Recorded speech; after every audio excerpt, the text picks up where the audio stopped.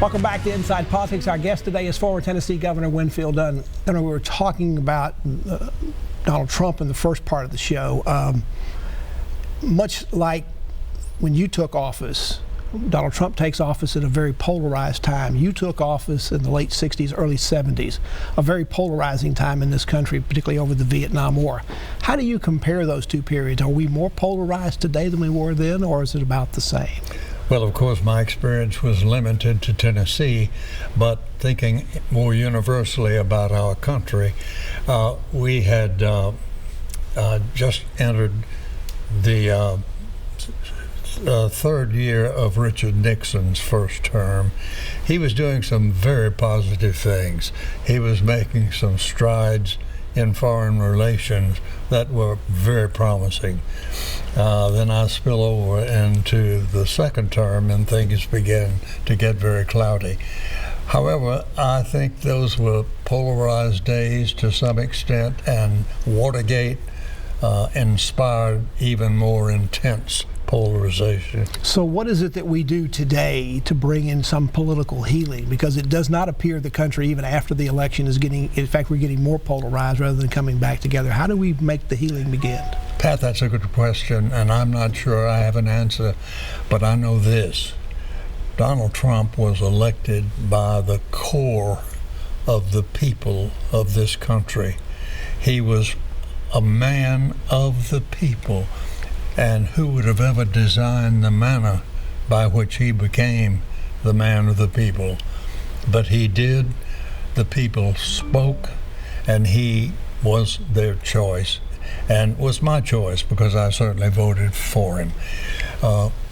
There's a great deal of difference. The polarization today is much more intense at the national level and in the parties between. Does it frighten you? Does it scare you? It concerns me greatly because I see so much built-in opposition from the Democrat Party for the sake simply of opposition to slow our president down and trying even to put a cabinet together.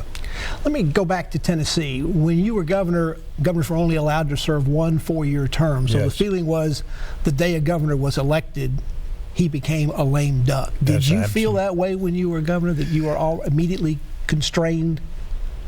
Pat, when I became governor, I was so consumed with the challenge of bearing that trust. Your first elected office. That I was just trying to come to grips with the responsibilities that I had suddenly inherited, and so I'll have to say that was my most intense concern. In your book, you mentioned that you thought it would be best in Tennessee. Today we allow governors to serve 2 4-year terms, 8 years in office. You thought it would be best perhaps to have governors serve 1 6-year term. Why did you think 6 years would be better than just one? Obviously better than 1 4-year term, but why better than 2 terms? I admire you for picking that up out of my book. I feel very strong about that.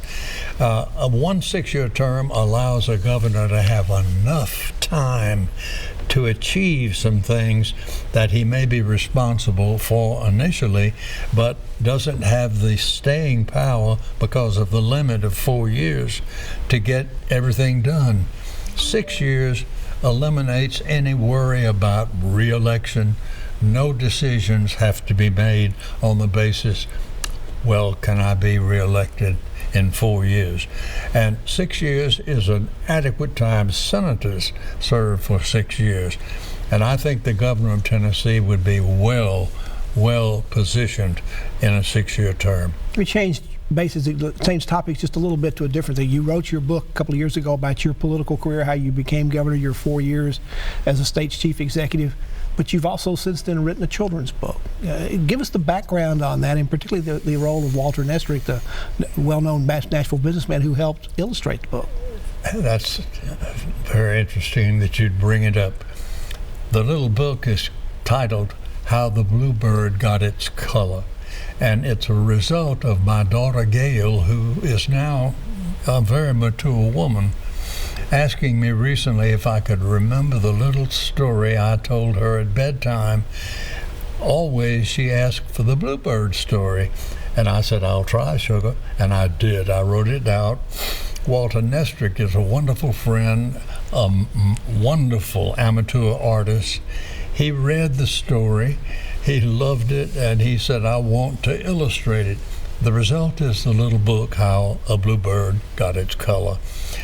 We've sold every one that we had produced, 800 in all, and people have been extremely nice.